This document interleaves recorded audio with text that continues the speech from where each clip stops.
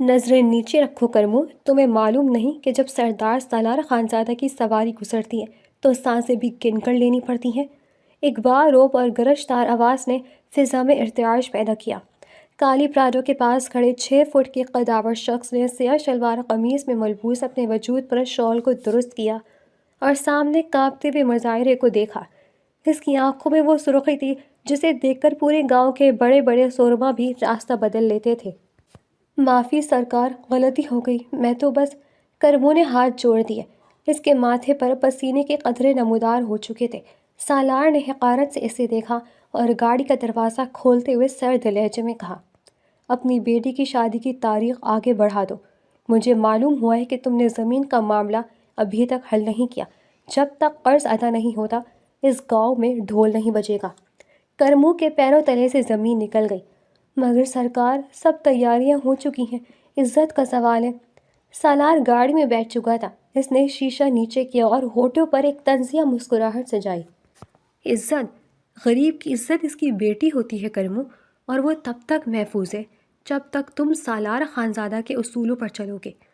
گاڑی دھول اڑاتی وہاں سے روانہ ہو گئی اور کرمو وہیں خاک میں بیٹھ گیا۔ یہ تھا سالار خانزادہ، جاگیردار دلاور خان کا چھوٹا بیٹا، خوبصورت امیر لیکن انتہا درجے کا عیاش اور سخت مزاج۔ گاؤں کے لوگ اپنی جوان بیٹیوں کو اس کے سائے سے بھی بچا کر رکھتے تھے۔ اس کے رنگین مزاجی کے قصے زبان زد عام تھے، لیکن اس کی طاقت کے آگے کوئی بولنے کی جرت نہیں کرتا تھا۔ دوسری جانب گاؤں کے ایک کچے مکان میں محمد بخش اپنی پگڑی درست کر رہا تھا۔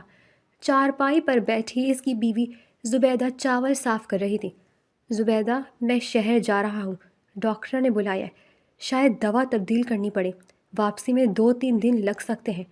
محمد بخش نے اپنی پرانی واس کوٹ کی جیب ٹٹولی۔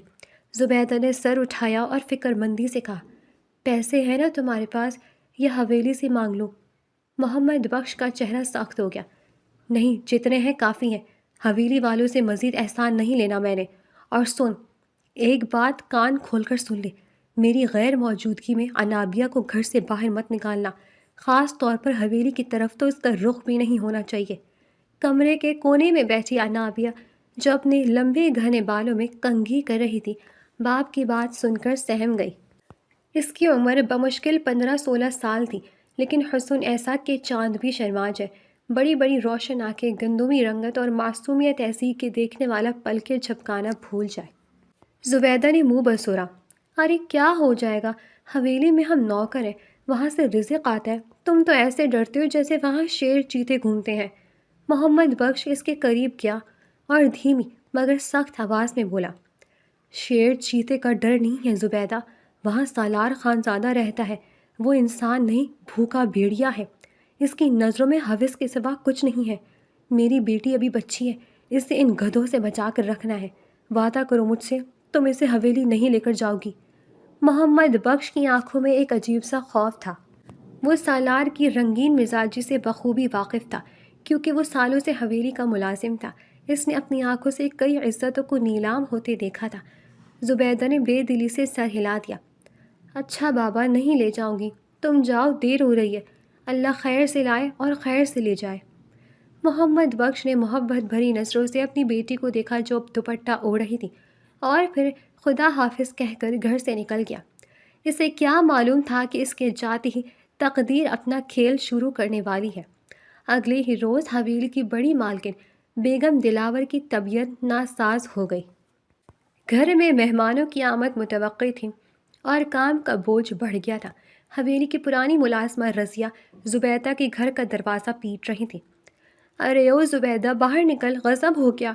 زبیدہ گھبرا کر باہر آئی۔ کیا ہوا رضیہ باجی، خیریت تو ہے؟ رضیہ نے ماتھے کا پسینہ پوچھا۔ ارے خیریت کیسی، بڑی مالکن کا بلڈ پریشر ہائی ہو گیا ہے اور آج شہر سے مہمان آ رہے ہیں، گھر میں صفائی ستھرائی کا ڈھیر سارا کام پڑا ہے، مالکن نے کہا ہے کہ زبیدہ کو بلاؤ، اکیلی جان سے اتنا کام نہیں ہوگا۔ زبیدہ تذبذب کا شکار ہو گئی، لیکن محمد بخش منع کر گئے ہیں، وہ شہر گئے اور کہہ گئے تھے کہ میں گھر پر ہی رہوں۔ رضیہ نے اسے لالچ بھری نظروں سے دیکھا۔ ارے پاگل عورت، مالکن نے کہا ہے کہ اگر آج کام نمٹا دیا تو منہ مانگا انعام دیں گی، تیرے شوہر کے علاج کے لیے پیسے بھی مل جائیں گے اور راشن بھی۔ ویسے بھی سالار صاحب اور بڑے صاحب تو شہر گئے ہوئے ہیں، حویلی میں صرف عورتیں ہیں۔ پیسوں کا سن کر زبیدہ کی آنکھوں میں چمک آ گئی۔ غربت انسان کو اصولوں سے سمجھوتا کرنے پر مجبور کر دیتی ہے۔ اچھا، لیکن میں اکیلی اتنا کام کیسے کروں گی؟ رضیہ نے اندر جھانک کر انابیہ کو دیکھا جو صحن میں برتن دھو رہی تھی۔ ارے تیری یہ بیٹی ماشاءاللہ سیانی ہو گئی ہے، اسے بھی ساتھ لے چل، ہاتھ بٹا دے گی، مالکن خوش ہو کر اسے بھی سوٹ دے دیں گی۔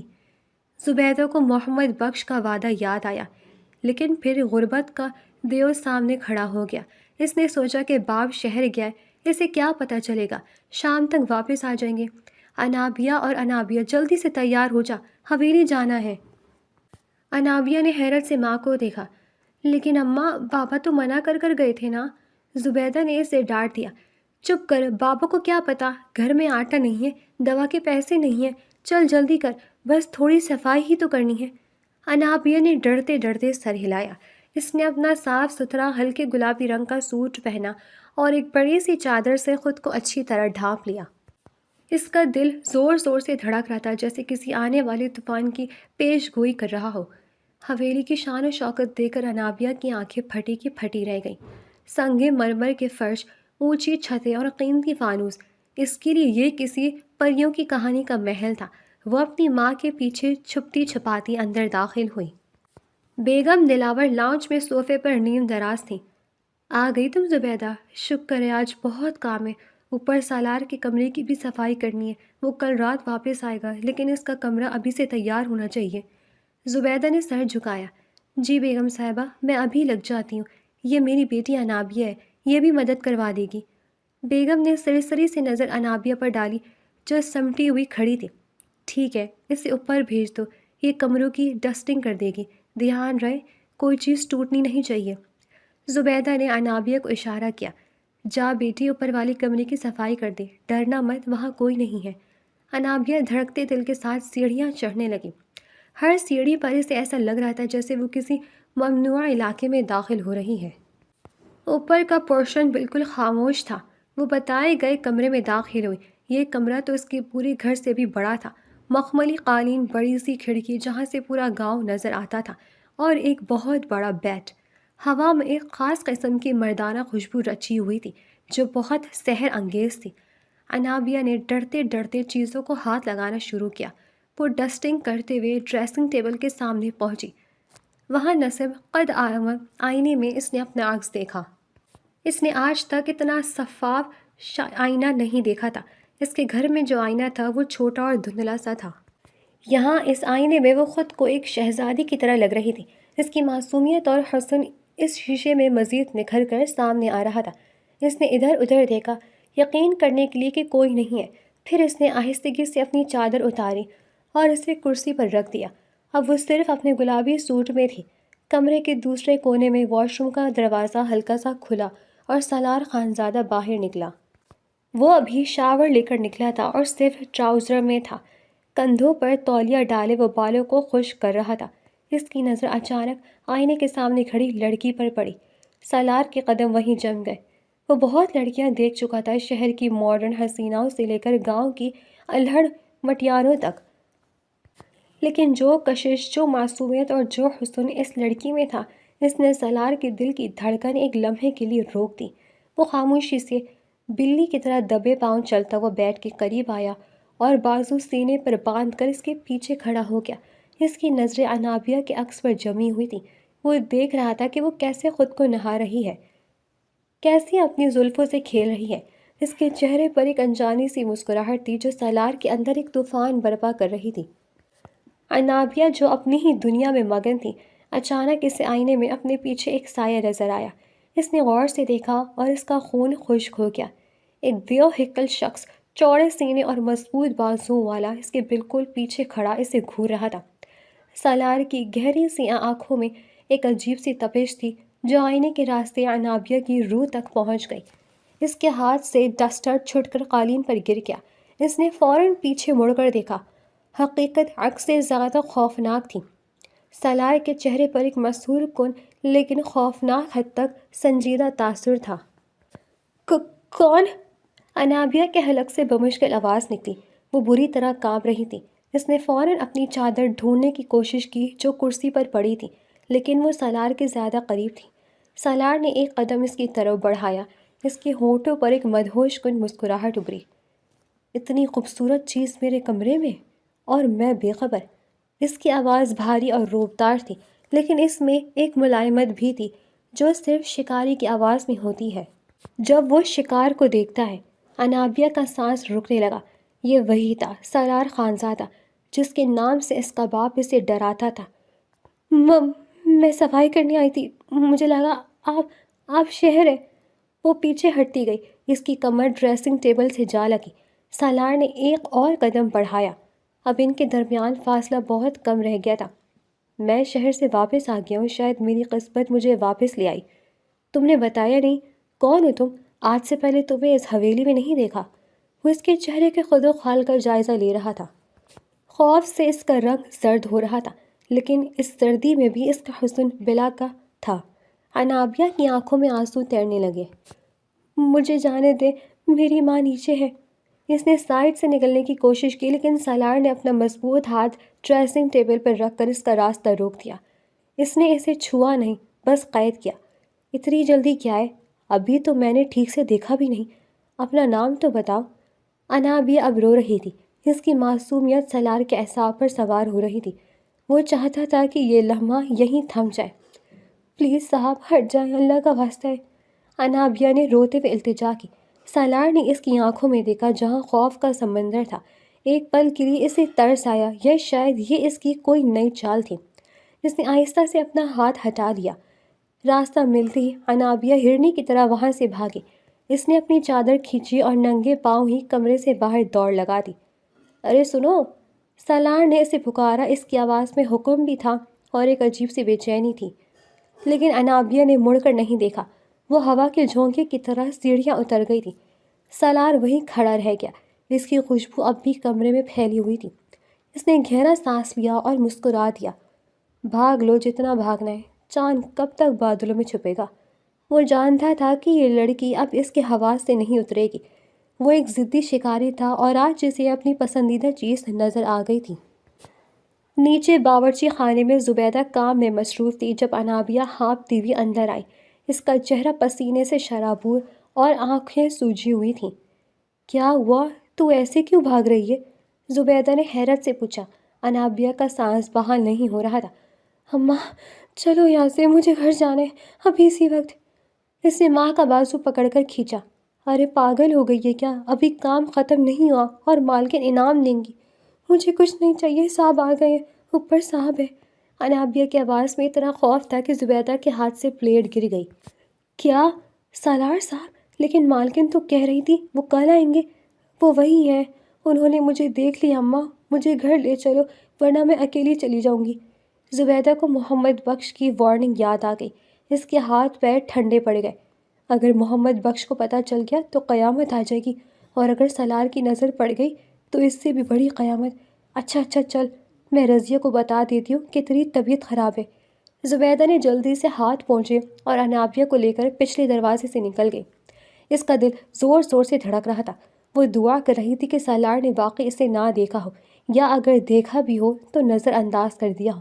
لیکن وہ نہیں جانتی تھی کہ سالار خانزادہ نظر انداز کرنے والا شخص نہیں تھا۔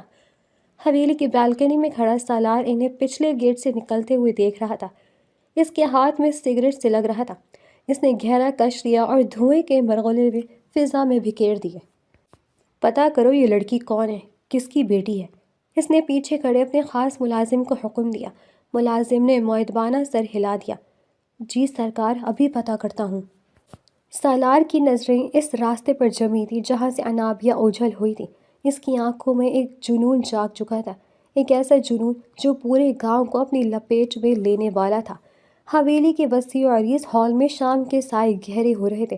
فانوس کی روشنیاں دیواروں پر لٹکی پرانی پینٹنگز کو پراسرار بنا رہی تھیں۔ زبیدہ باورچی خانے میں گمسم سی بیٹھی تھی اور اس کے ہاتھ خود بخود آٹے میں چل رہے تھے، مگر ذہن کہیں اور تھا۔ انابیہ کونے میں اسٹول پر بیٹھی مسلسل اپنی ہتھیلیوں کو رگڑ رہی تھی، جیسے ان پر لگی کسی نظر کے اثر کو مٹانا چاہتی ہو۔ چائے تیار ہے زبیدہ؟ ملازمہ رضیہ کی آواز پر زبیدہ چونکی۔ ہاں ہاں بس تیار ہے۔ زبیدہ نے جلدی سے کتیلی اٹھائی۔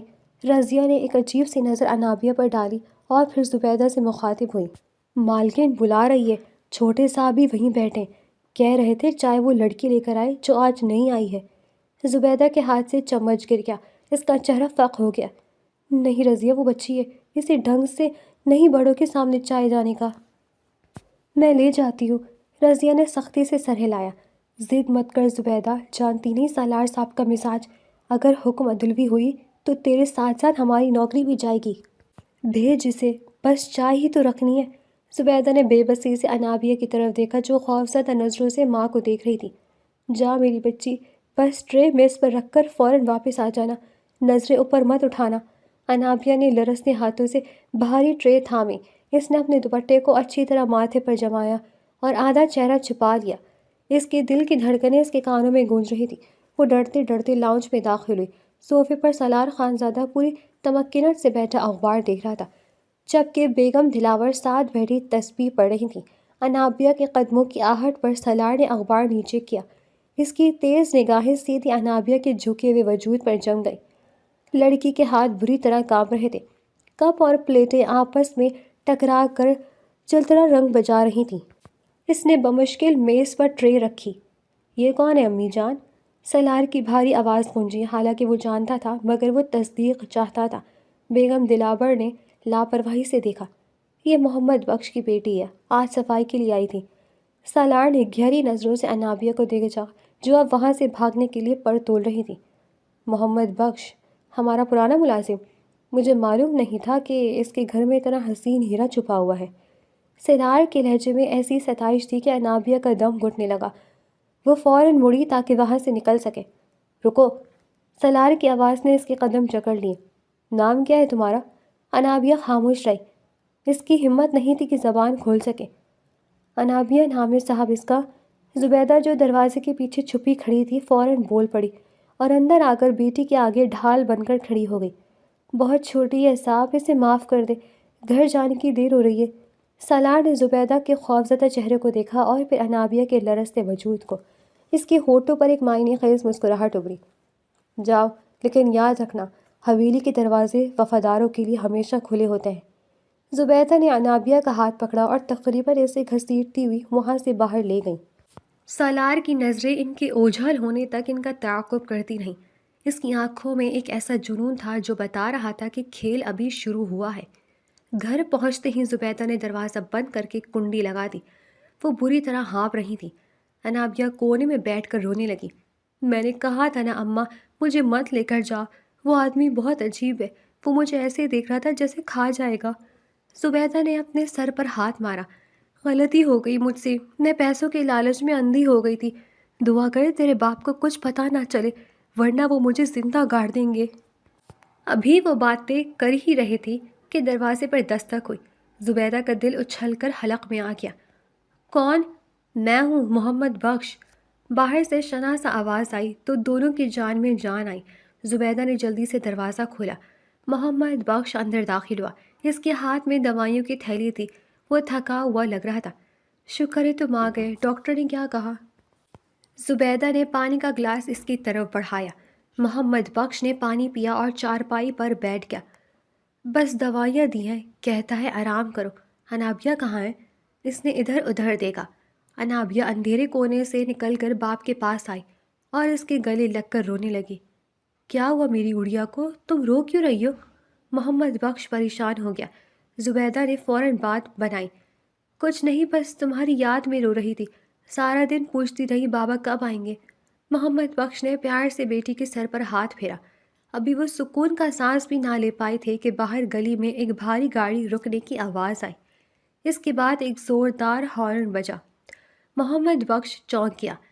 یہ اس وقت کون آ گیا؟ وہ اٹھ کر دروازے کی طرف گیا۔ جیسے ہی اس نے دروازہ کھولا، اس کے پیروں تلے سے زمین نکل گئی۔ سامنے سالار خانزادہ اپنی بڑی گاڑی کے بونٹ سے ٹیک لگائے کھڑا تھا۔ صاحب جی، آپ یہاں؟ محمد بخش کی آواز لڑکھڑا گئی۔ وہ یقین نہیں کر پا رہا تھا کہ گاؤں کا سردار اس کی ٹوٹی ہوئی جھوپڑی کے باہر کھڑا ہے۔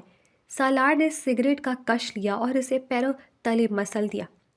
سنا تھا تم شہر گئی ہو ڈاکٹر کے پاس، سوچا تمہاری خیریت دریافت کر لوں۔ پرانے ملازموں، اتنا حق تو بنتا ہے۔ سالار کی نظریں محمد بخش کے کندھے کے اوپر سے گھر کے صحن کا جائزہ لے رہی تھی۔ آپ کو ذرا نوازی ہے سرکار۔ میں بالکل ٹھیک ہوں۔ محمد بخش نے ہاتھ جوڑ دیے۔ اسے خطرے کی گھنٹی صاف سنائی دے رہی تھی۔ اور گھر میں سب خیریت ہے؟ تمہاری بیٹی نظر نہیں آ رہی۔ آج حویلی میں اس کی کافی تعریف سنی ہے۔ سالار نے تیر سیدھا نشانے پر مارا۔ محمد بخش کا رنگ ہلدی کی طرح سرد ہو گیا۔ اس نے مڑ کر غصے سے زبیدہ کو دیکھا جو دروازے کی اوٹ میں کھڑی کانپ رہی تھی۔ اسے سمجھ آ گئی کہ اس کی غیر موجودگی میں کیا ہوا ہے۔ وہ تو گھر پر نہیں ہے سرکار۔ محمد بخش نے فوراً جھوٹ بولا۔ وہ اپنی خالہ کے گھر گئی ہوئی ہے، شہر۔ سالار کی آنکھیں سکڑ گئیں۔ وہ جانتا تھا کہ محمد بخش جھوٹ بول رہا ہے، کیونکہ وہ ابھی تھوڑی دیر پہلے ہی زبیدہ کے ساتھ انابیہ کو گھر جاتے دیکھ چکا تھا۔ اچھا، خالہ کے گھر؟ لیکن میں نے تو سنا تھا وہ یہیں ہے۔ خیر، شاید مجھے غلط فہمی ہوئی ہوگی۔ میں دوبارہ آؤں گا محمد بخش خیریت پوچھنے، سالار نے زور دے کر کہا۔ اس کے لہجے میں چھپی دھمکی محمد بخش نے بخوبی محسوس کر لی تھی۔ سالار گاڑی میں بیٹھا اور وہاں سے روانہ ہو گیا۔ اس کے جاتے ہی محمد بخش غصے سے اندر داخل ہوا۔ زبیدہ اس کی دھار سے گھر گونج اٹھا۔ میں تمہیں منع کر کے گیا تھا نا، کیوں لے کر گئی تھی تم اسے اس حویلی؟ تم نے میری عزت کا سودا کر دیا۔ زبیدہ رو پڑی۔ مجھے معاف کر دو، مالکن کا حکم تھا، میں مجبور ہو گئی تھی۔ محمد بخش نے غصے سے اپنا سامان اٹھایا۔ بس بہت ہو گیا، اب یہ لڑکی ایک پل یہاں نہیں رہے گی۔ سالار کی نظر پڑ گئی ہے اس پر۔ وہ بھیڑیا ہے، چھوڑے گا نہیں اسے۔ اس نے انابیہ کی طرف دیکھا جو سہم کر کھڑی تھی۔ بیٹی، اپنا سامان باندھ دو، ابھی اسی وقت۔ تم صبح پہلی بس سے اپنی خالہ کے پاس جا رہی ہو۔ لیکن بابا، کوئی لیکن نہیں، یہاں رہنا خطرے سے خالی نہیں ہے۔ وہ دوبارہ آئے گا، میں جانتا ہوں اسے۔ رات بھر گھر میں خوف کا سناٹا رہا۔ محمد بخش جاگتا رہا اور زبیدہ روتی رہی۔ انابیہ نے اپنے چند کپڑے اور ایک چھوٹی سی گھڑی میں باندھ لیے۔ اس کا دل بری طرح اداس تھا۔ صبح کی پہلی کرن ابھی پھوٹی ہی نہیں تھی کہ محمد بخش اور انابیہ بس اسٹینڈ کی طرف روانہ ہو گئے۔ گاؤں کی کچی سڑکوں پر خاموشی تھی۔ ٹھنڈی ہوا چل رہی تھی، لیکن محمد بخش کے ماتھے پر پسینہ تھا۔ وہ بار بار پیچھے مڑ کر دیکھ رہا تھا۔ تیز چلو انابیہ، بس آنے والی ہوگی۔ وہ تیزی سے قدم اٹھا رہا تھا۔ بس اسٹینڈ ابھی کچھ فاصلے پر تھا کہ اچانک ایک موڑ پر وہی کالی گاڑی ان کا راستہ روک کر کھڑی ہو گئی۔ محمد بخش کے قدم وہیں جم گئے۔ انابیہ خوف سے باپ کے پیچھے چھپ گئی۔ گاڑی کا شیشہ نیچے ہوا۔ سالار خانزادہ کالا چشمہ لگائے ڈرائیونگ سیٹ پر بیٹھا تھا۔ اتنی صبح صبح کہاں کی تیاری ہے محمد بخش؟ اس کی آواز میں بلاکس سکون تھا، جیسے وہ پہلے سے جانتا ہو کہ وہ کہاں جا رہے ہیں۔ محمد بخش نے تھوک نکلا۔ بس اڈے جا رہے تھے سرکار، شہر جانا ہے۔ لیکن تم تو کل کہہ رہے تھے کہ بیٹی خالہ کے گھر ہے، تو اب ساتھ لے کر کہاں جا رہے ہو؟ جھوٹ بولا تھا تم نے مجھ سے۔ سالار نے چشمہ اتار کر ان دونوں کو گھورا۔ اس کی نظریں سیدھی انابیہ کے چہرے پر پڑی جو صبح کی روشنی میں شبنم کی طرح پاکیزہ لگ رہی تھی۔ معافی سرکار، وہ بس۔ محمد بخش کے پاس الفاظ ختم ہو گئے۔ بیٹھو گاڑی میں چھوڑ دیتا ہوں۔ سالار نے دروازہ کھول دیا۔ نہیں سرکار، ہم چلے جائیں گے، آپ تکلیف نہ کریں۔ محمد بخش نے انکار کیا۔ میں نے کہا بیٹھو۔ سالار کی آواز میں گرج تھی۔ اس بار انکار کی گنجائش نہیں تھی۔ محمد بخش نے کانپتے ہوئے انابیہ کو پچھلی سیٹ پر بٹھایا اور خود اگلی سیٹ پر بیٹھ گیا۔ گاڑی چل پڑی۔ ماحول میں خوفناک خاموشی تھی۔ سالار بار بار بیک ویو مرر سے انابیہ کو دیکھ رہا تھا۔ اتنی جلدی میں کیوں ہو؟ بیٹی کی شادی طے کر دی ہے کیا؟ سالار نے اچانک سوال کیا۔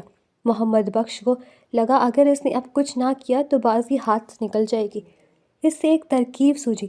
جی سرکار، بالکل صحیح فرمایا آپ نے، اس لیے تو جا رہے ہیں۔ اس کا رشتہ طے ہو گیا ہے، لڑکا شہر میں دکان چلاتا ہے، 2 مہینے بعد شادی ہے، اسی سلسلے میں جا رہے ہیں۔ یہ سنتے ہی سالار نے گاڑی کو زور سے بریک لگائی۔ ٹائروں کی چنگھاڑ نے انابیہ کی چیخ نکل گئی۔ سالار نے حیرت اور غصے سے محمد بخش کو دیکھا۔ شادی 2 مہینے بعد؟ اس کے چہرے پر شدید ناگواری اور الجھن کے تاثرات ابھرے۔ اس نے مڑ کر انابیہ کو دیکھا۔ وہ ڈری سہمی بیٹھی تھی۔ سالار کا دل بد مزہ ہو گیا۔ ایک عجیب سی جلن نے اس کے سینے میں آگ لگا دی۔ تو پھر بس اڈے جانے کا کیا فائدہ؟ جب شادی 2 مہینے بعد ہے تو اتنی جلدی کیا ہے؟ اس نے گاڑی کا رخ موڑ لیا۔ سرکار ہم خاموش، سالار نے سختی سے کہا۔ اس نے گاڑی واپس گاؤں کی طرف موڑ دی۔ میں تمہیں گھر چھوڑاؤں، شادی کی تیاری گھر بیٹھ کر کرو، اس طرح بھاگنے کی ضرورت نہیں ہے۔ دراصل سالار کا ارادہ بدل گیا تھا۔ شادی کی خبر نے اسے سوچنے پر مجبور کر دیا تھا۔ وہ محمد بخش کو بس اڈے چھوڑ کر لڑکی کو ہمیشہ کے لیے کھونا نہیں چاہتا تھا۔ وہ چاہتا تھا کہ یہ لڑکی اس کے سامنے رہے۔ گاڑی واپس محمد بخش کے گھر کے باہر رکی۔ اتر جاؤ، سالار نے اسپاٹ لہجے میں کہا۔ محمد بخش نے جلدی سے انابیہ کو اتارا اور خدا حافظ کہے بغیر گھر کے اندر بھاگا۔ وہ جانتا تھا کہ وہ بال بچے ہیں، لیکن شیر نے شکار کو منہ میں لے چھوڑا ہے اور یہ زیادہ خطرناک تھا۔ سالار وہیں گاڑی میں بیٹھا اسٹیئرنگ وہیل پر انگلیاں مارتا رہا۔ 2 مہینے، وہ خود کلامی کے انداز میں مسکرایا۔ سالار خانزادہ اپنی پسندیدہ چیز 2 دن کے لیے کسی اور کو نہ دے، یہ تو پھر پوری زندگی کا سودا ہے۔ یہ شادی نہیں ہوگی محمد بخش، یہ لڑکی صرف میری ہے۔ اگلے روز سورج نکلتے ہی حویلی سے پھر بلاوا آ گیا۔ اس بار پیغام لانے والی کوئی اور نہیں بلکہ حویلی کا خاص ڈرائیور تھا۔ بڑی مالکن کی طبیعت بہت خراب ہے، زبیدہ کو بلا بھیجا ہے اور کہا ہے کہ بیٹی کو بھی ساتھ لائیں۔ آج سالار صاحب کے بڑے بھائی کی شادی کی تیاریاں شروع ہو رہی ہیں اور گھر میں کوئی نہیں ہے۔ محمد بخش کام پر گیا ہوا تھا۔ زبیدہ پریشان ہو گئی۔ اس نے انکار کرنا چاہا مگر ڈرائیور نے سختی سے کہا، انکار کی گنجائش نہیں ہے، سالار صاحب کا حکم ہے، اگر نہ گئی تو وہ خود لینے آئیں گے۔ یہ دھمکی کافی تھی۔ زبیدہ نے مجبوراً انابیہ کو تیار کیا۔ دیکھ بیٹی، آج تو بالکل میرے ساتھ چپک کر رہنا، ادھر ادھر مت جانا۔ حویلی پہنچ کر معلوم ہوا کہ واقعی شادی کی گہما گمی ہے۔ صحن میں ٹینٹ لگ رہے تھے اور دیگیں چڑھائی جا رہی تھی۔ سالار کہیں نظر نہیں آ رہا تھا۔ انابیہ نے سکھ کا سانس لیا۔ وہ ماں کے ساتھ مہمان خانے کی صفائی کر رہی تھی کہ اچانک اسے لگا کوئی اسے دیکھ رہا ہے۔ اس نے پلٹ کر دیکھا، برآمدے کے ستون کے پاس سالار کھڑا تھا۔ اس نے آج سفید شلوار قمیض پہن رکھی تھی اور وہ بلا کر وجی لگ رہا تھا۔ سالار نے اسے دیکھتے ہی ہاتھ کے اشارے سے بلایا۔ انابیہ کا دل حلق میں آ گیا۔ اس نے نفی میں سر ہلایا اور ماں کی طرف مڑ گئی۔ سالار نے غصے سے دانت پیسے۔ وہ تیز قدموں سے چلتا ہوا اس کے قریب آیا۔ زبیدہ دوسری طرف جھاڑو لگا رہی تھی۔ میں نے بلایا تو تم آئی کیوں نہیں؟ سالار نے دھیمی مگر سخت آواز میں اس کے کان کے پاس جھک کر کہا۔ انابیہ پیچھے ہٹی۔ مجھے کام ہے، امی ڈانٹیں گی۔ تو میں کیا کروں؟ تمہیں معلوم نہیں اس حویلی میں میرا حکم چلتا ہے؟ وہ اس کا بازو پکڑنے ہی لگا تھا کہ سامنے سے کچھ مہمان خواتین آ گئیں۔ سالار فوراً سیدھا ہو گیا اور ایسے ظاہر کیا جیسے وہ کسی ملازم کو ہدایت دے رہا ہو۔ اچھے سے صفائی کرنا، کوئی شکایت نہیں ملنی چاہیے، اس نے اونچی آواز میں کہا اور جاتے جاتے انابیہ کو ایک ایسی نظر سے دیکھا جس پہ واضح پیغام تھا کہ بچ کر کہاں جاؤ گی۔ انابیہ نے فوراً راستہ بدل لیا اور خواتین کے ہجوم میں گھس گئی جہاں سالار کا آنا ناممکن تھا۔ اسے اندازہ ہو گیا تھا کہ یہ کھیل اب بہت خطرناک ہو چکا ہے۔ حویلی میں شادی کی گہما گمی عروج پر تھی۔ ڈھولک کی تھاپ اور خواتین کے قہقہوں نے ماحول کو گرما رکھا تھا۔ بیگم دلاور اپنے بڑے بیٹے کی شادی کے سلسلے میں خاصی مصروف تھیں اور انہیں خریداری کے لیے شہر جانا تھا۔ چونکہ کام زیادہ تھا اور سامان اٹھانے کے لیے مدد کی ضرورت تھی، اس لیے انہوں نے زبیدہ سے کہہ کر انابیہ کو بھی ساتھ چلنے کا حکم دے دیا۔ خبردار جو وہاں کوئی گڑبڑ کی، بس نظریں نیچے رکھنا اور میرے پیچھے چلنا۔ زبیدہ نے انابیہ کے سر پر چادر درست کرتے ہوئے اسے سختی سے سمجھایا۔ انابیہ نے ڈرتے ہوئے سر ہلا دیا۔ وہ جانتی تھی کہ اس سفر میں سالار بھی ساتھ جا رہا ہے اور یہی بات اس کی دل کی دھڑکنیں بڑھانے کے لیے کافی تھی۔ شہر کے سب سے بڑے شاپنگ مال میں داخل ہوتی انابیہ کی آنکھیں چکا چوندھ ہو گئی۔ بیگم دلاور ایک مہنگی کپڑوں کی دکان میں مصروف ہو گئی۔ انابیہ ایک کونے میں کھڑی تھی۔ اس کے ہاتھ میں پہلے سے خریدے گئے چند بیگز تھے۔ سالار جو بظاہر فون پر مصروف لگ رہا تھا، موقع پاتے ہی انابیہ کے قریب آ کھڑا ہوا۔ یہ رنگ تم پر بہت جچے گا۔ سالار نے پاس ہی ریک پر لٹکے ایک شوق سرخ رنگ کے سوٹ کی طرف اشارہ کیا۔ اس کی آواز انابیہ کے کانوں میں سرگوشی کی طرح گونجی۔ انابیہ بری طرح گھبرا گئی۔ اس نے ادھر ادھر دیکھا لیکن بیگم صاحبہ دکاندار سے بحث میں مصروف تھی۔ نہیں صاحب، مجھے کچھ نہیں چاہیے، انابیہ نے دبی آواز میں انکار کیا۔ اس کا گلا خشک ہو رہا تھا۔ سالار نے ایک قدم مزید اس کی جانب بڑھایا۔ اب وہ اس کے اتنا قریب تھا کہ انابیہ کو اس کے پرفیوم کی خوشبو اپنی سانسوں میں محسوس ہو رہی تھی۔ میں نے پوچھا نہیں انابیہ، بتایا ہے، اور سالار سکندر کی پسند کو ٹھکرانا اس کی توہین سمجھی جاتی ہے۔ سالار نے وہ سوٹ ریک سے اتارا اور زبردستی انابیہ کے ہاتھ میں تھما دیا۔ اس کے لمس نے انابیہ کے ہاتھوں میں ایک سنسنی دوڑا دی۔ یہ تمہارے لیے، اسے پہننا، میں تمہیں اس رنگ میں دیکھنا چاہتا ہوں۔ انابیہ کے ہاتھ کانپنے لگے، اس کی آنکھوں میں نمی تیرنے لگی۔ اگر بیگم صاحبہ نے دیکھ لیا تو؟ کوئی نہیں دیکھے گا، اور اگر دیکھ بھی لیا تو کہہ دینا کہ چھوٹے صاحب کا تحفہ ہے۔ سالار کے ہونٹوں پر ایک فتح مندانہ مسکراہٹ تھی۔ وہ جانتا تھا کہ یہ لڑکی اب اس کے حصار سے باہر نہیں نکل سکتی۔ شادی کے دن قریب آتے گئے اور حویلی میں تقریبات کا سلسلہ تیز ہو گیا۔ مہندی کی رات تھی، ہر طرف روشنیوں کا سیلاب تھا۔ انابیہ ملازمہ ہونے کے ناطے مہمانوں کی خاطر مدارت میں لگی ہوئی تھی۔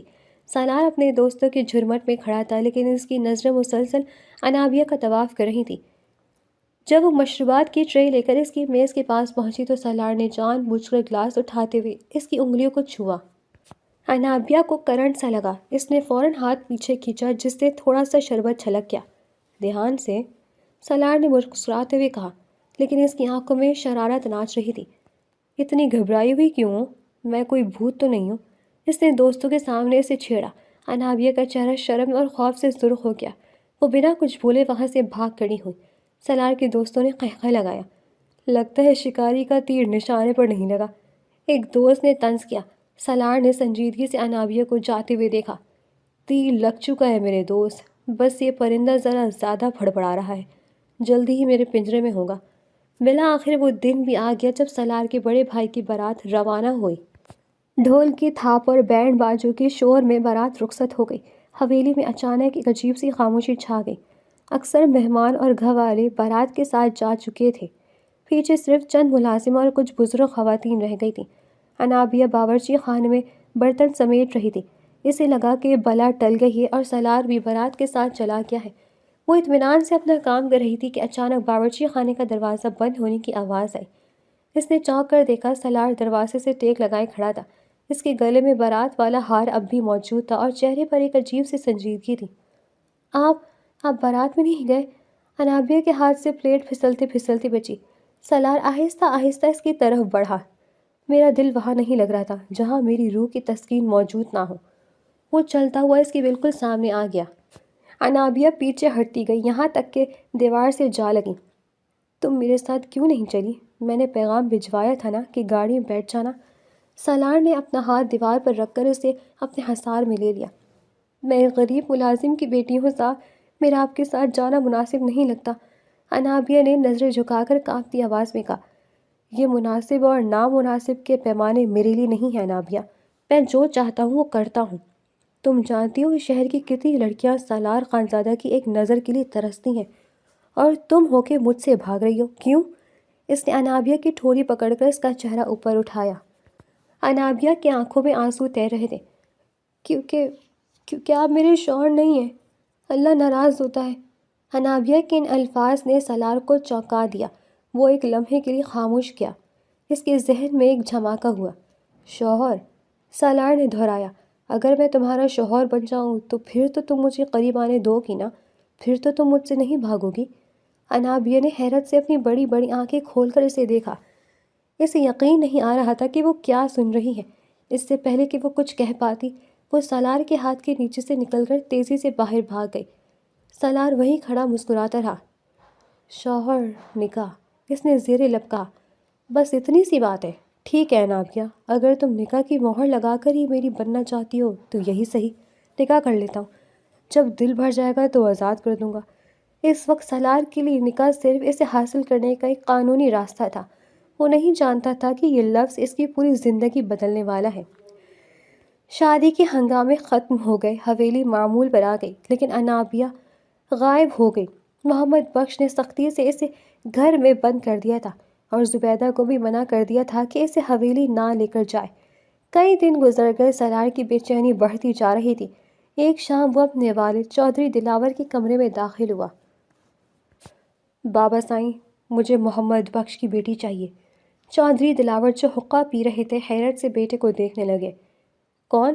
وہ چھوٹی سی لڑکی جو شادی والے دن ڈری سہمی پھر رہی تھی؟ سالار نے سنجیدگی سے سر ہلایا۔ جی وہی، مجھے وہ پسند ہے، میں اس سے نکاح کرنا چاہتا ہوں۔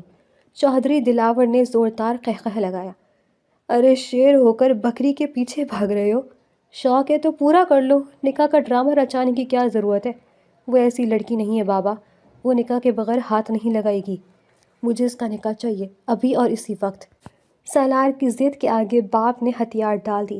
ان کے لیے کوئی بڑی بات نہیں تھی۔ جاگیرداروں کے بیٹے اکثر غریبوں کی بیٹیوں سے ایسے نکاح کرتے رہتے تھے اور پھر کچھ عرصے بعد چھوڑ دیتے تھے۔ اگلی صبح محمد بخش کو حویلی طلب کیا گیا۔ وہ ڈرتا ڈرتا آیا، اسے لگا شاید کام میں کوئی کوتاہی ہوئی ہے۔ جب وہ ڈرائنگ روم میں داخل ہوا تو وہاں کا ماحول انتہائی سنجیدہ تھا۔ چودھری دلاور اور سالار صوفے پر بیٹھے تھے، جبکہ گاؤں کا مولوی بھی وہاں موجود تھا۔ آؤ محمد بخش بیٹھو، چودھری دلاور نے روب دار لہجے میں کہا۔ محمد بخش وہیں زمین پر بیٹھ گیا۔ حکم سرکار، سالار نے بات کا آغاز کیا۔ مجھے تمہاری بیٹی انابیہ اپنے نکاح میں چاہیے۔ محمد بخش پر جیسے بجلی گر گئی۔ وہ فوراً کھڑا ہو گیا اور ہاتھ جوڑ دیے۔ نہیں نہیں صاحب، یہ کیسے ہو سکتا ہے؟ وہ ابھی بچی ہے، معصوم ہے، ابھی 15 سال کی ہے وہ، اور آپ کہاں اور ہم کہاں، یہ جوڑ نہیں بنتا۔ وہ رو پڑا۔ اس کی عزت، اس کی پگڑی آج اس کے پیروں میں رول رہی تھی۔ جوڑ ہم بنائیں گے محمد بخش، سالار نے سرد مہری سے کہا۔ میں تم سے درخواست نہیں کر رہا، بتا رہا ہوں۔ تیاری کرو، آج شام نکاح ہے۔ میں اپنی بیٹی کا گلا گھونٹ دوں گا، لیکن آپ کو نہیں دوں گا۔ وہ کوئی کھلونا نہیں ہے۔ محمد بخش نے پہلی بار آنکھیں اٹھا کر بات کی۔ چودھری دلاور کا چہرہ غصے سے سرخ ہو گیا۔ زبان چلاتے ہو ہمارے سامنے؟ بھول گئے ہو کہ تم ہمارے کتنے قرض دار ہو؟ انہوں نے منشی کو اشارہ کیا۔ منشی نے ایک موٹی سی رجسٹر کھولی۔ محمد بخش پر حویلی کا 5 لاکھ روپیہ قرضہ ہے۔ اگر آج یہ قرضہ ادا کر دو تو اپنی بیٹی لے جاؤ، اور اگر نہیں کر سکتے تو چپ چاپ نکاح کے لیے ہاں کر دو۔ محمد بخش سن ہو گیا۔ 5 لاکھ؟ وہ تو اپنی پوری زندگی بیچ کر بھی یہ رقم ادا نہیں کر سکتا تھا۔ اس نے بے بسی سے سالار کو دیکھا، جس کے چہرے پر کوئی رحم نہیں تھا۔ صاحب، خدا کا خوف کرے، میں غریب آدمی ہوں، میری بیٹی مر جائے گی۔ وہ سالار کے قدموں میں گر گیا۔ وہ نہیں مرے گی محمد بخش، وہ راج کرے گی، فیصلہ تمہارا ہے۔ قرض کی ادائیگی یا بیٹی کا نکاح؟ اگر شام تک ہاں نہ کی تو پولیس تمہیں قرض نہ دینے کے جرم میں اٹھا لی جائے گی، اور پھر تمہاری بیٹی اور بیوی کا اس گاؤں میں کوئی ولی وارث نہیں ہوگا۔ سالار نے آخری پتا پھینکا۔ یہ دھمکی تیر بہدف ثابت ہوئی۔ محمد بخش جانتا تھا کہ اگر وہ جیل چلا گیا تو اس کی بیٹی اور بیوی سڑک پر آ جائیں گی، اور پھر بھی سالار انہیں نہیں چھوڑے گا۔ وہ ٹوٹے ہوئے قدموں کے ساتھ کھڑا ہوا، اس کی کمر جھک گئی تھی۔ ٹھیک ہے صاحب، آپ جیت گئے، میں نکاح کر دوں گا۔ شام کو حویلی کے ایک کمرے میں انتہائی سادگی سے نکاح ہوا۔ انابیہ سرخ جوڑ میں ملبوس، جسے سالار نے خود بھجوایا تھا، ایک مورتی کی طرح بیٹھی تھی۔ اس کی آنکھوں سے آنسو تھم نہیں رہے تھے۔ نکاح کے کلمات ادا کیے گئے۔ نکاح کے بعد انابیہ کو حویلی کے اسی بڑے اور پرتعیش کمرے میں لایا گیا جہاں پہلی بار اس کی مڈ بھیڑ سالار سے ہوئی تھی۔ فرق صرف اتنا تھا کہ تب وہ صفائی کرنے آئی تھی اور آج وہ اس کمرے کی مالکن بن کر آئی تھی، مگر اس کے دل کا خوف کم ہونے کے بجائے مزید بڑھ گیا تھا۔ زبیدہ اور محمد بخش روتے ہوئے رخصت ہو چکے تھے، اور انابیہ اب اس اجنبی مرد کے رحم و کرم پر تھی جسے وہ دیو سمجھتی تھی۔ رات خاصی گہری ہو چکی تھی۔ دروازہ کھلنے کی آواز آئی اور سالار کمرے میں داخل ہوا۔ اس نے اندر آتے ہی دروازہ لاک کیا اور انابیہ کی طرف بڑھا۔ انابیہ کی رونے کی آواز سن کر اس کے ماتھے پر بل پڑ گئے۔ وہ توقع کر رہا تھا کہ انابیہ اس نئی زندگی کو قبول کر لے گی، مگر اس کا مسلسل رونا سالار کے صبر کا امتحان لے رہا تھا۔ رونا بند کرو انابیہ، سالار نے سنجیدگی سے کہا۔ اس کی آواز میں تھکاوٹ اور بیزاری تھی۔ انابیہ نے کوئی جواب نہیں دیا، بس اس کی سسکیوں میں اضافہ ہو گیا۔ اسے لگ رہا تھا کہ اس کی زندگی ختم ہو چکی ہے۔ سالار، جو دن بھر کی تھکن، شادی کے ہنگاموں اور ذہنی تناؤ کا شکار تھا، اس کی برداشت جواب دے گئی۔ اسے لگا یہ لڑکی جان بوجھ کر اسے زچ کر رہی ہے۔ وہ تیزی سے اس کے قریب آیا اور اس کا بازو پکڑ کر اسے جھنجھوڑتے ہوئے کھڑا کیا۔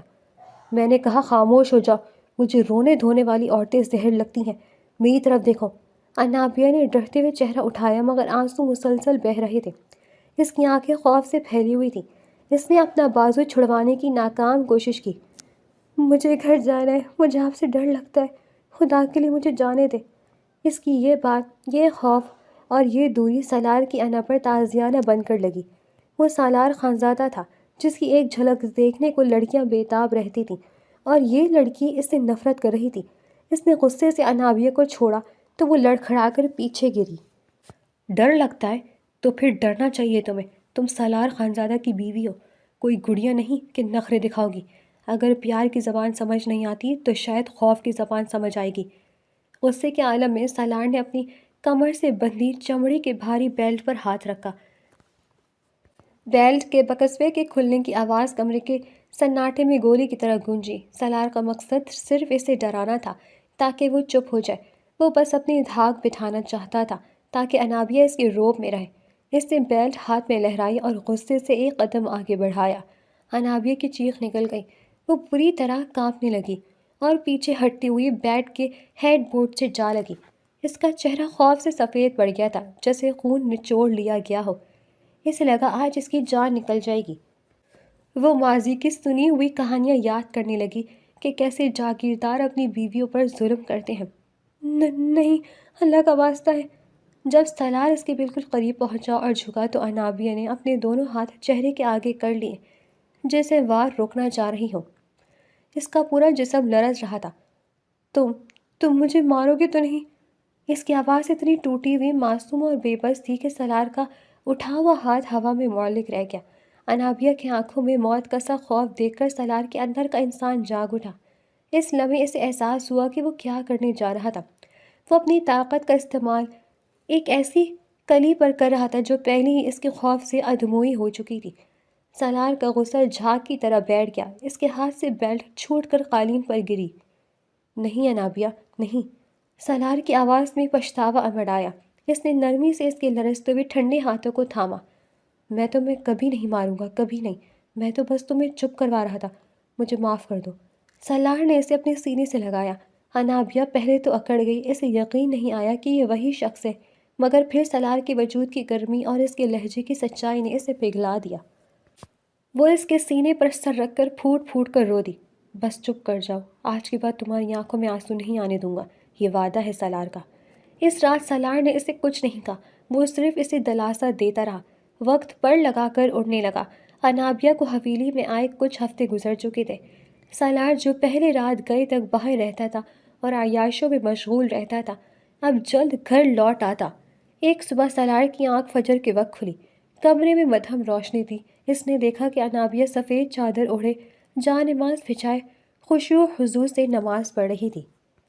اس کے چہرے پر ایک ایسا نور تھا جو سالار نے آج تک کسی ماڈرن لڑکی کے چہرے پر نہیں دیکھا تھا۔ نماز کے بعد اس نے قرآن پاک کھولا اور دھیمی آواز میں تلاوت شروع کی۔ اس کی سریلی اور سوز بھری آواز سالار کے دل پہ اترتی چلی گئی۔ وہ خاموشی سے لیٹا اسے سنتا رہا۔ اس نے اپنے اندر ایک عجیب سی خلا محسوس ہوئی۔ جب انابیہ تلاوت سے فارغ ہوئی تو اس نے سالار کو جاگتے ہوئے دیکھا۔ وہ شرما گئی اور جلدی سے قرآن پاک بند کیا۔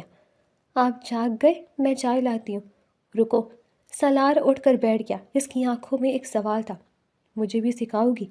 انابیہ حیران رہ گئی۔ اسے اپنی سماعت پر یقین نہیں آیا۔ کیا وہی راستہ جس پر تم چلتی ہو؟ مجھے بھی یہ سکون چاہیے، مجھے بھی خدا سے صلح کرنی ہے۔ میں تھک گیا ہوں اپنی بے مقصد زندگی سے۔ انابیہ کے چہرے پر ایک خوبصورت مسکراہٹ پھیل گئی۔ اس دن کے بعد حویلی کے ملازمین نے ایک عجیب منظر دیکھا۔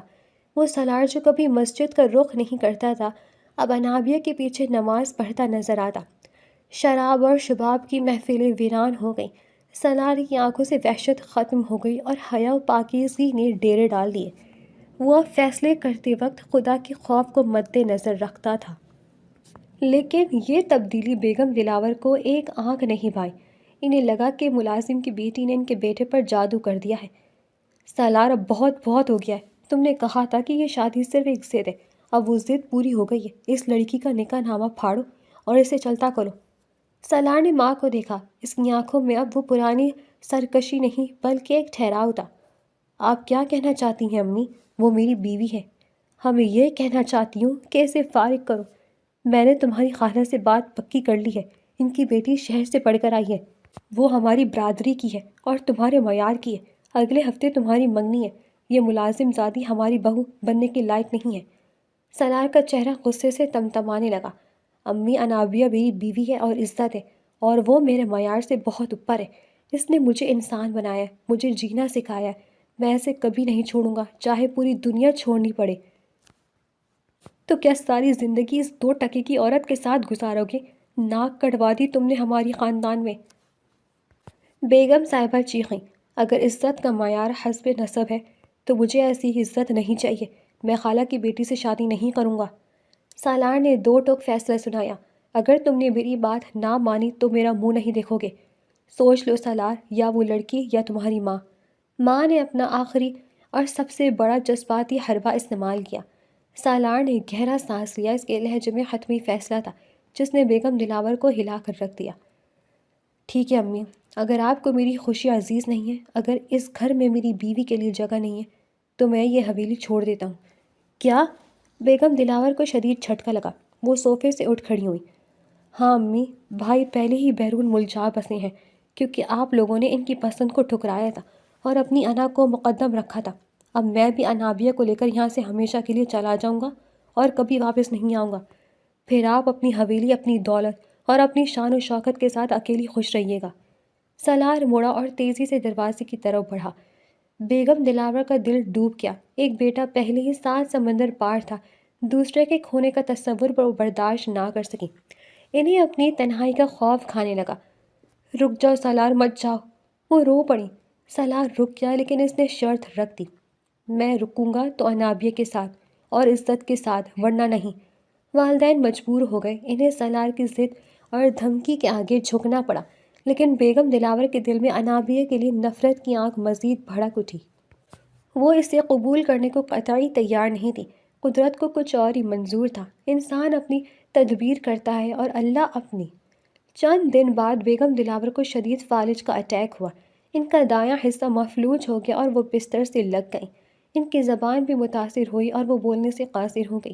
حویلی میں افراتفری مچ گئی، مہنگے ڈاکٹر بلائے گئے، لیکن بیگم صاحبہ ہلنے جلنے سے قاصر تھیں۔ سب سے مشکل اور کربناک مرحلہ ان کی صفائی ستھرائی کا تھا۔ طبیعت کی خرابی اور فالج کی وجہ سے وہ بستر پر ہی رفع حاجت کرنے پر مجبور ہو گئی۔ کمرے میں تعفن پھیل گیا۔ رضیہ اور دیگر ملازمائیں ناک پر کپڑا رکھ کر آتیں اور دور سے کھانا رکھ کر بھاگ جاتیں۔ ہم سے یہ کام نہیں ہوگا صاحب، بہت بدبو آتی ہے، ملازموں نے صاف جواب دے دیا۔ بیگم دلاور کی آنکھوں میں بے بسی کے آنسو تھے۔ تب انابیہ کمرے میں داخل ہوئی، اس کے ہاتھ میں گرم پانی کا ٹب، ڈیٹول اور تولیہ تھا۔ اس نے کمرے کی بدبو محسوس کی لیکن ماتھے پر شکن تک نہ لائی۔ ہٹ جاؤ سب پیچھے، کھڑکیاں کھول دو، اس نے ملازموں کو حکم دیا۔ بیگم دلاور نے شرمندگی سے آنکھیں بند کر لیں۔ وہ نہیں چاہتی تھی کہ جس لڑکی کو انہوں نے تذلیل کیا، حقیر سمجھا، وہ آج انہیں اس حال میں دیکھے۔ انابیہ مسکراتی ہوئی ان کے قریب آئی اور ان کے بستر پر بیٹھ گئی۔ گھبرائی نہیں امی جان، میں ہوں نا، بیٹیوں کے ہوتے ہوئے مائیں پریشان نہیں ہوتی، آپ بالکل ٹھیک ہو جائیں گی۔ انابیہ نے ایک سگی بیٹی کی طرح ان کی خدمت شروع کی۔ وہ دن رات ان کا بستر صاف کرتی، انہیں نہلاتی، ان کے جسم کی مالش کرتی اور اپنے ہاتھوں سے کھانا کھلاتی۔ وہ راتوں کو جا کر ان کے لیے دعائیں کرتی۔ سالار اکثر دروازے میں کھڑا یہ سب دیکھتا اور اس کی آنکھیں نم ہو جاتی۔ اسے اپنی بیوی پر فخر محسوس ہوتا کہ اس نے کس طرح برائی کا بدلہ اچھائی سے دیا۔ ایک رات انابیہ ان کے پاؤں دبا رہی تھی کہ بیگم دلاور نے بڑی مشکل سے اپنا صحیح والا بایاں ہاتھ اٹھایا اور انابیہ کے سر پر رکھا۔ ان کی آنکھوں سے آنسوؤں کی جھڑی لگی ہوئی تھی۔ معاف، ان کی زبان لڑکھڑائی، الفاظ ٹوٹے ہوئے تھے لیکن جذبات مکمل تھے۔ انابیہ ان کا اشارہ سمجھ گئی، اس نے جلدی سے ان کا ہاتھ تھام کر چوم لیا۔ نہیں امی جان، مائیں معافی نہیں مانگتی، دعائیں دیتی ہیں، آپ نے مجھے بیٹی مانا، یہی میری خوش قسمتی ہے۔ بیگم دلاور نے اس اشارے سے اپنے سینے سے لگایا۔ اس دن انا اور نفرت کی دیوار گر گئی اور انابیہ نے اپنی خدمت، عاجزی اور محبت سے پھتر دل کو موم کر دیا۔ بیگم دلاور کے صحت یاب ہوتے ہی حویلی میں جشن کا سماں تھا۔ انہوں نے اعلان کیا کہ وہ اپنے بیٹے اور بہو کی شادی دوبارہ دھوم دھام سے کریں گی اور انابیہ کو وہ تمام حقوق اور مقام دیں گی جو اس کا حق ہے۔ پورے گاؤں کو دعوت دی گئی۔ انابیہ سرخ اور سنہری عروسی جوڑے میں چاند کا ٹکڑا لگ رہی تھی۔